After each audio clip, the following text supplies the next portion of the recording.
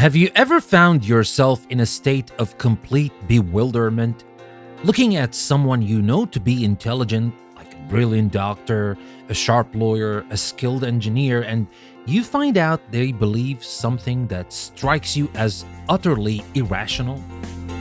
Maybe they've fallen for a transparent financial scam. Or they passionately believe in a wild conspiracy theory that seems to unravel with the slightest touch of scrutiny. You find yourself thinking, how? How can someone so smart believe something so wrong? Have you ever been in a debate, a real evidence-based debate, where you've laid out your case like a master attorney? You have charts, you have data, you have quotes from experts. Your logic is a fortress, and the other person just looks at you, shakes their head, and repeats their original opinion as if you hadn't said a word. It's like your flawless evidence was completely invisible to them. What if I told you that in these moments, you're not fighting against stubbornness or a lack of intelligence? You're fighting against something much deeper, much more powerful, and much more universal. You're fighting against the very wiring of the human brain. What if I told you that the biggest obstacle to your own critical thinking, the most formidable enemy of your rational mind, isn't a flood of misinformation or a tricky debater, but a collection of secret agents, of saboteurs living and working inside your own head? Last time, we assembled a beautiful, shiny toolkit for critical thinking. We have our mental models, our problem-solving frameworks. But a toolkit is useless if the hands holding it are shaky, or if the eye looking through the magnifying glass is distorted. Today we turn that magnifying glass inward. We're going on an expedition to confront these saboteurs. And these are called cognitive biases. These biases aren't a sign of weakness or stupidity. They are a fundamental, baked-in feature of the human operating system. They are mental shortcuts or heuristics that evolved over millions of years to help our ancestors make quick, life-or-death decisions. But in the complex, information-rich world of the 21st century, these shortcuts often misfire, leading us to make systemic errors in judgment. So in this episode, we're going on a safari into the wilds of our own minds. We're going to track down, identify, and understand 3 of the most powerful cognitive biases that hijack our thinking every single day.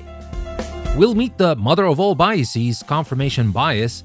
We'll climb the treacherous peak of Mount Stupid with the Dunning-Kruger effect, and we'll learn to escape the trap of the anchoring effect. And most importantly, we'll learn some practical strategies to spot them in ourselves and in others, and to mitigate their powerful, invisible influence on our lives. I'm Danny, and this is a new episode from English Plus Podcast.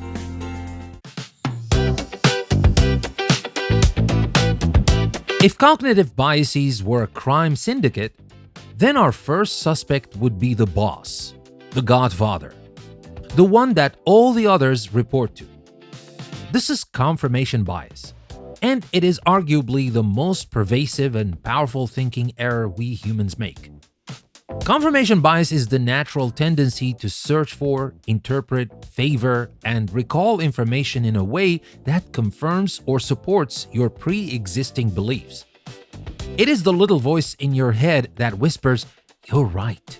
You've always been right, and here's some evidence to prove how right you are." Think of it like this. Imagine a detective arrives at a crime scene and, within the first 5 minutes, decides that the butler did it. A good detective would then look for any and all clues, regardless of where they lead. But a detective in the grip of confirmation bias would spend the rest of the investigation only looking for clues that incriminate the butler. They'd find a fingerprint on a glass and say, "Aha, the butler's," even if there are 10 other fingerprints there. They'd ignore the eyewitness who saw someone else fleeing the scene. They would twist every ambiguous piece of evidence to fit their initial theory. Their goal is no longer to find the truth, their goal is to be right. And let's agree on something, my friends. We all do this all the time. So, why are brains built this way? Well, it's a combination of efficiency and comfort. Genuinely questioning our core beliefs is hard, metabolically expensive work. It can also be deeply uncomfortable. That feeling of discomfort you get when you encounter information that contradicts a cherished belief has a name, and this is called cognitive dissonance. Our brain hates that feeling. So to avoid it, it seeks out information that makes us feel good, consistent, and correct. It's a form of mental self-soothing. It also strengthens our sense of identity and belonging. Our beliefs are often tied to our social tribes, so confirming our beliefs is a way of confirming our place in the tribe. You can see confirmation bias running rampant on social media. The algorithms are literally designed to be confirmation bias engines. They learn what you believe, what you like, and what you engage with, and then they feed you an endless buffet of exactly that. If you believe the world is flat, they will show you hundreds of videos of other people who also believe the world is flat until your feed becomes a perfect, self-validating echo chamber where your belief seems like common sense. You see it in politics. Two people from opposite political parties can watch the exact same presidential debate. At the end, if you ask them who won, they will both confidently say their candidate did. Why? Because they weren't watching the same debate. Their brains were actively filtering the information in real time. They registered every zinger from their candidate as a brilliant takedown, and every strong point from the opponent as a misstep or a lie. They were watching a debate, but they were participating in a confirmation exercise. It even happens in our personal lives. Now, let's say you decide that a particular diet, let's say the all-banana diet, is the secret to health. You will suddenly start noticing articles and YouTube videos praising the benefits of bananas. You'll remember stories of people who felt great on this diet. And when you come across a peer-reviewed scientific study that says an all-banana diet will lead to massive nutritional deficiencies, your brain will find a way to dismiss it. Oh, that study was probably funded by the Apple industry, you'll tell yourself. Your brain is not a scientist, it's a lawyer. And its client is your pre-existing belief, and it will defend it by any means possible. So how do we fight this internal yes man? It's not easy, but there are some strategies. Now first, actively seek out disconfirming evidence. Make it a deliberate practice. If you believe strongly in a particular political or social policy, don't just read another article that tells you you're right. Make a genuine effort to find the most intelligent, well-reasoned argument against your position. This is called steel-manning the other side's argument. And that's the opposite of creating a straw man. Remember the straw man? We talked about it. And you can ask yourself, what is their strongest case? Now, understanding it won't necessarily change your mind. It doesn't have to. But it will give you a more complete and nuanced picture. Second, before making an important decision, force yourself to consider the opposite. Pause the process and ask yourself one simple question. What are some of the reasons why I might be completely wrong about this? Just the act of asking the question forces your brain to momentarily step out of the confirmation loop and explore alternative possibilities. And third, when you can, blind your inputs. This is why symphony orchestras hold blind auditions, with the musicians playing behind a screen. It forces the judges to evaluate the music on its own merit, removing any biases they might have about the musician's gender, age, or appearance. In your own life, this might mean reading an article before you look at who wrote it or what publication it's in, forcing you to engage with the argument first. My friends, confirmation bias will always be with us. There's no escaping it. But with these strategies, we can learn to recognize its whisper and choose to listen to other voices as well. And, declare ourselves as the bosses, not letting it run the show wild and free. So that was the first bias I wanted to talk about in today's episode. Next, we're gonna take a view from Mount Stupid. We're gonna talk about the Dunning-Kruger effect.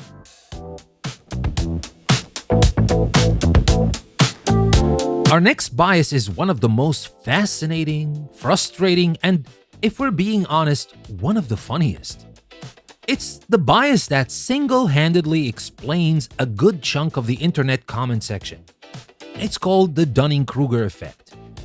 In simple terms, the Dunning-Kruger effect is a cognitive bias where people with very low ability or knowledge in a particular area dramatically overestimate their own competence. It's not just that they're incompetent, it's that their incompetence robs them of the very mental tools needed to recognize their own incompetence. It's a double curse. The effect is named after two social psychologists, David Dunning and Justin Kruger, who were inspired by the bizarre case of a bank robber named MacArthur Wheeler. Wheeler robbed two banks in broad daylight without wearing a mask. When the police caught him later that day, he was in complete disbelief. He said, "But I wore the juice." It turns out he believed that rubbing lemon juice on his face would make him invisible to security cameras. He wasn't crazy, by the way. He had just reasoned with breathtakingly flawed logic that since lemon juice is used as invisible ink, it would have the same effect on his face. He was so confident in his method that he didn't even bother to test it. Dunning and Kruger decided to study this phenomenon in the lab. They gave tests to students on subjects like grammar and logic, and then asked the students to rate how well they thought they did. The results were stunning. The students who scored in the bottom quartile, the ones who did the worst on average, believed they had scored in the top tier. They weren't just a little off, they were profoundly and confidently wrong about their own abilities. Interestingly, there's a flip side to the Dunning-Kruger effect. The study also found that the students who were actual top performers, the true experts, had a tendency to slightly underestimate their own competence. They were so good at the task that they assumed it must be easy for everyone else too. So why does this happen? To be good at something requires a certain level of what psychologists call metacognition, which is basically the skill of thinking about your own thinking. To be a good chess player, you don't just need to know the rules. You need to be able to evaluate your own strategy, spot your own weaknesses, and recognize a good move from a bad one. If you lack the basic knowledge of a subject, you also lack the framework to accurately assess your own performance. You don't know what you don't know. This leads to the phenomenon that Dunning himself calls the peak of Mount Stupid, that blissful state of high confidence and low competence. Now, you see this everywhere. The amateur investor who gets lucky on a single stock during a bull market and suddenly starts giving financial advice to everyone. The person who has watched a handful of YouTube documentaries on quantum physics and now confidently argues with a tenured professor. In the workplace, it's often the least productive member of the team who rates their own performance as excellent. The Dunning-Kruger effect is a huge barrier to learning and self-improvement. Because if you don't know you're bad at something, you have no motivation to get better. So how do we escape the gravitational pull of Mount Stupid? Well, first and most importantly, embrace the power of saying, "I don't know." As we discussed in our first episode, cultivate intellectual humility. Make it a point of pride not to have an opinion on everything. Recognize the boundaries of your own knowledge. It's a sign of wisdom, not weakness, to admit when a topic is outside your circle of competence. And second, actively seek out constructive feedback and then actually listen to it. Don't just ask people who will tell you what you want to hear. Find trusted mentors, colleagues, or friends who are knowledgeable in the area you want to improve in and ask them to be brutally honest with you. Ask them to identify your blind spots. And when they give you that feedback, your first instinct will be to get defensive. Well, fight that instinct. Listen, observe, and thank them. And third, just keep learning. The most effective cure for the Dunning-Kruger effect is competence itself. Dunning and Kruger found that as the incompetent students were taught the skills they lacked, their ability to assess their own performance skyrocketed. The more you learn about a subject, the more you begin to appreciate its complexity and depth, and the more you realize how much you have yet to learn. So my friends, that's the Dunning-Kruger.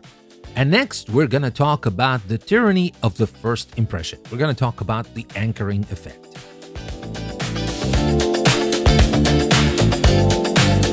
Our final bias for today is a sneaky one that influences our decisions about money, people, and value every single day. It's called the anchoring effect. This is our tendency to rely far too heavily on the very first piece of information we receive when making a decision. That first piece of information, whether it's a number, a fact, or an impression, becomes an anchor that is dropped into our minds. And once that anchor is set, all subsequent judgments and decisions are made by adjusting away from that anchor. And we rarely adjust far enough. Now, the classic experiment on this was done by the legends of behavioral economics, Amos Tversky and Daniel Kahneman. They brought people into a lab and had them watch a wheel of fortune, which was rigged to land on either the number 10 or 65. After the wheel stopped, they asked everyone to answer two questions. Is the percentage of African nations in the United Nations higher or lower than the number on the wheel? And what is your best estimate of that percentage? Logically, the random number on a game show wheel should have absolutely no impact on your estimate of UN membership. But it had a huge impact. The people who saw the wheel land on 10 on average guessed the percentage to be around 25%. The people who saw the wheel land on 65 on average guessed around 45%. The first number they saw, as random and irrelevant as it was, had served as a powerful subconscious anchor that dragged their estimates along with it. So why do our lazy brains do this? Well, because when we're faced with an unknown quantity, coming up with an answer from scratch is hard work. The anchor gives our brain a convenient starting point. It's easier to take that number and adjust it up or down than it is to do the hard work of generating an independent estimate. The problem is, we are terrible adjusters. We never move far enough away from the initial anchor. You are manipulated by this bias constantly. Go into any department store and look at a price tag for a sweater. It will often say, original price $200, our price $100. That initial $200 price is a deliberately placed anchor. Its only job is to make the $100 price look like an incredible bargain. You feel like you're saving $100, but what if the sweater's actual value is only $50? Without that high anchor, you might not have even considered buying it for $100. And this is also the foundation of almost all negotiation.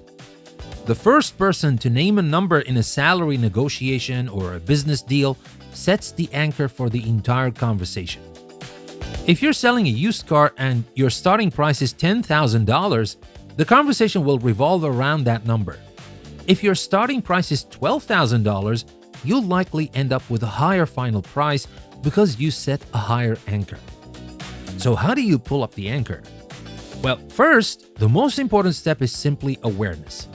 You have to learn to recognize when an anchor is being dropped. When you see that original price tag, say to yourself, that's an anchor. Just naming it reduces its power over you.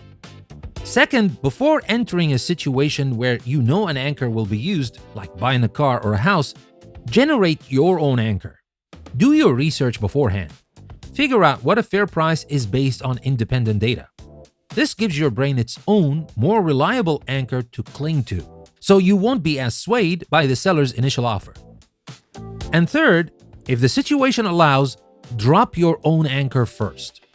In a negotiation, try to be the one to make the first offer.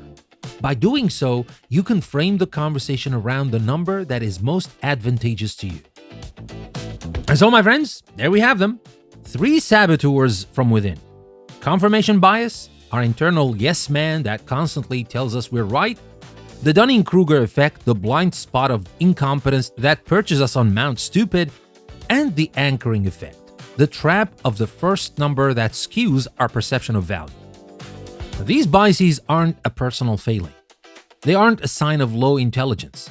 They are a fundamental part of our shared human hardware. The goal can't be to eliminate them. That's probably impossible. The goal is to become a better manager of your own mind. It's to learn to recognize these patterns, to catch them in the act, and to use conscious strategies to mitigate their impact.